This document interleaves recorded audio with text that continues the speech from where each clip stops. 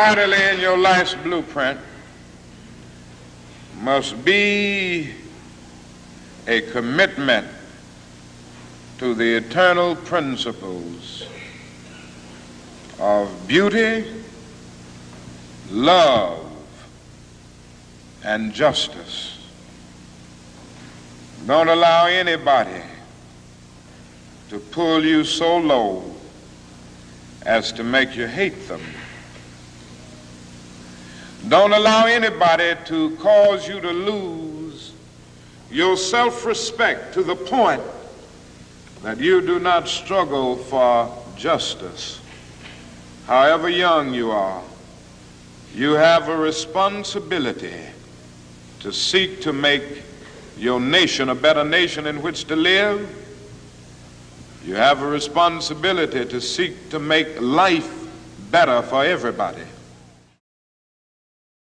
Black History Month is very important to DundalkTV because we feel it gives us an opportunity to put information out there that you might not find anywhere else about Black history. And in today's world, it seems like there is a lot of false information out there that people are picking up on and trying to spread. They didn't want to drum up Martin Luther King Jr. to us. He had the way. He had the goddamn answers. And a lot of this shit is his goddamn fault that we're even in this situation right now. Him amongst others. Because it wasn't just Martin Luther King Jr. It was whoever was standing around him and behind him, championing his talking points. Wanting to hold hands with white folk. Wanting to go into their businesses while they're spitting at us. Don't be ridiculous. We're still suffering from wanting to be around white folk at all costs. If you can't be a pine on the top of the hill, be a scrub in the valley. But be the best little scrub on the side of the rill. Be a bush if you can't be a tree. If you can't be a highway, just be a trail. If you can't be the sun, be a star. For it isn't by size that you win or you fail. Be the best of whatever you are.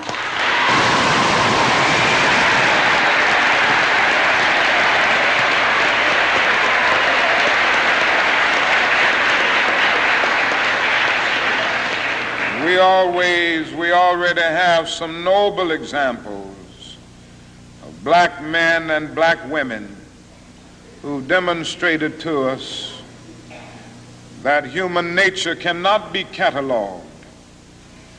They in their own lives have walked through long and desolate nights of oppression, and yet they've risen up and plunged against cloud-filled nights of affliction, new and blazing stars of inspiration.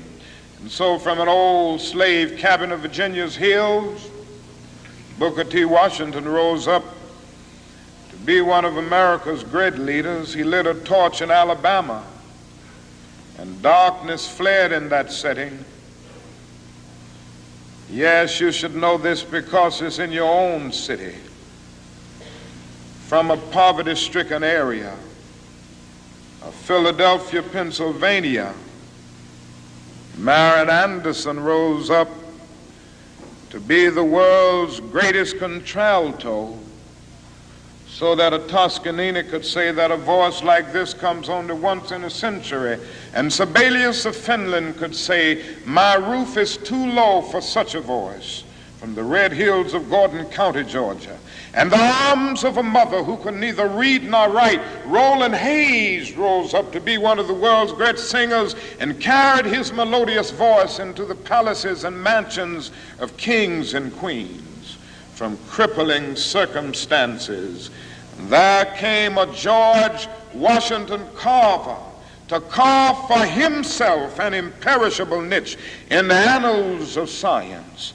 There was a star in the diplomatic sky. And then came Ralph Bunce, the grandson of a slave preacher. And he reached up and grabbed it and allowed it to shine in his life with all of its scintillating beauty. There was a star in the athletic sky.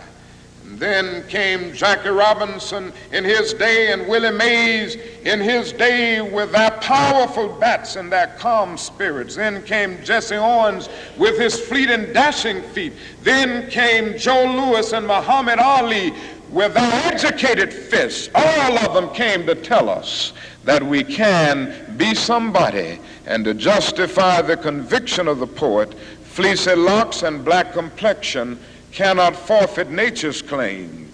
Skin may differ, but affection dwells in black and white the same.